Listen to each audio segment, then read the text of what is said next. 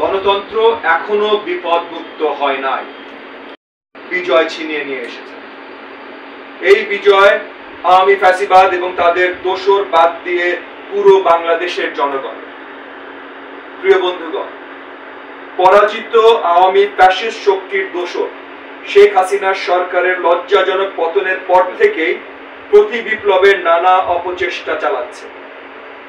সচিবালয় এবং মাঠ পর্যায়ে প্রশাসনে আওয়ামী ফ্যাসিবাদের লুটেরা কর্মকর্তারা এখনো নানা ষড়যন্ত্রে লিপ্ত রয়েছে। এজন্য আমরা বলতে চাই, গণতন্ত্র এখনো বিপদমুক্ত হয় নাই।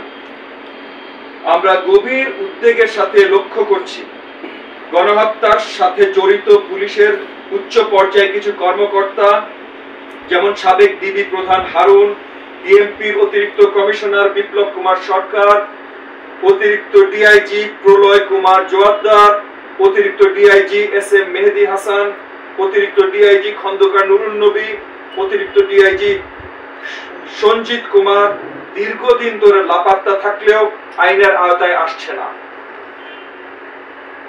অতি দ্রুত ফ্যাসিস্ট হাসিনার কিলিং স্কোয়াড হিসেবে পরিচিত এসব কর্মকর্তাদের গ্রেফতার করতে হবে।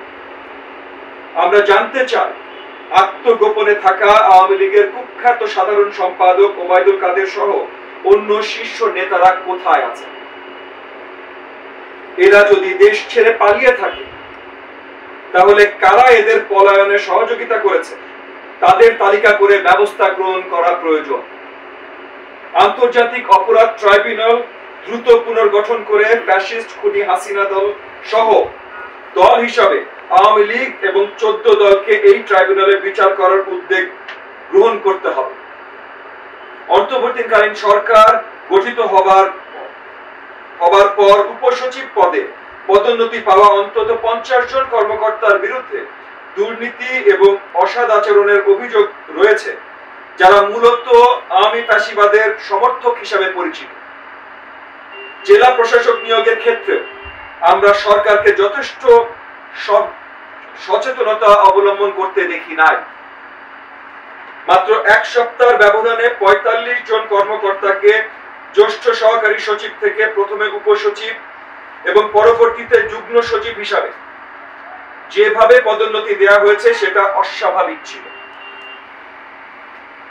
তবে বিগত আওয়ামী স্বৈরাচার সরকার যেভাবে জনপ্রশাসনকে নির্লজ্জ দলীয়করণ করেছিল, সেখান থেকে রাতারাতি বের হয়ে আসা অত্যন্ত দুরূহ একটি কাজ। তথাপি আমরা মনে করি, পদোন্নতি, পদায়ন, বদলি বা অব্যাহতির ক্ষেত্রে সরকারকে যথেষ্ট সংবেদনশীলতার পরিচয় দিতে হবে, অন্যথায় ফ্যাসিবাদের দোসররা বিশৃঙ্খলা সৃষ্টির সুযোগ পেয়ে যাবে। প্রিয় বন্ধুগণ, দেশের পার্বত্য অঞ্চলে যে দুর্ভাগ্যজনক ঘটনা ঘটেছে সেটা আমাদেরকে যথেষ্ট ভাবিয়ে তুলেছে। পার্বত্য অঞ্চলের বিচ্ছিন্নতাবাদীরা যাদের অর্থায়ন এবং পৃষ্ঠপোষকতায় ষড়যন্ত্র করছে, তাদের বিরুদ্ধে কঠোর ব্যবস্থা গ্রহণ করতে হবে। পাহাড়ি ও সমতলে উভয়ই বাংলাদেশী।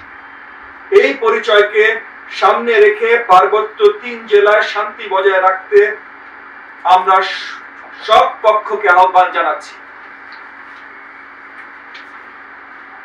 প্রিয় বন্ধুগণ, দীর্ঘদিন ধরে দেশের সর্বস্তরের মানুষকে নানাভাবে বঞ্চিত রেখে, অধিকারের প্রশ্নে বৈষম্য সৃষ্টি করে এবং মানুষকে মত প্রকাশের স্বাধীনতা, ভোটাধিকার এবং ন্যায় বিচার থেকে দূরে রেখে রাষ্ট্রের মৌলিক কাঠামোতে পচন ধরিয়েছিল আওয়ামী ফ্যাসিবাদ সরকার।